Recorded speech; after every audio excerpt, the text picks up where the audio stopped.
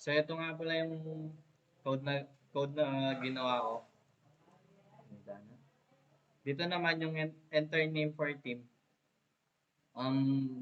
Mag-enter ka ng maglalagay ka ng mga name ng mga team.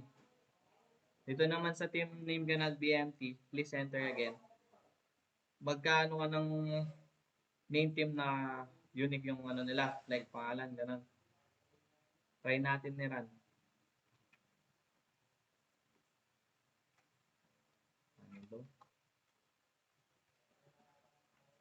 Dito naman, for example, miel.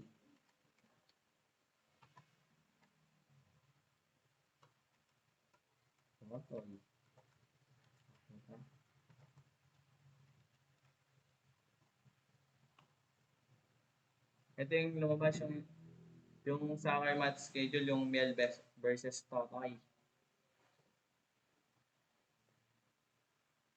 Tapos sa susunod na naman na dito naman, enter name for team. Kumari,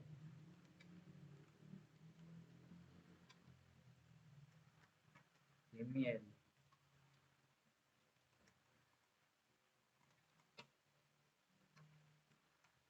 Yung Totoy.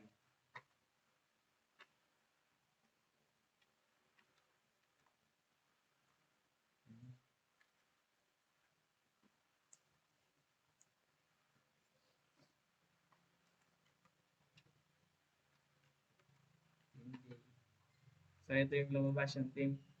Team Miel, Team Totoy, Team J.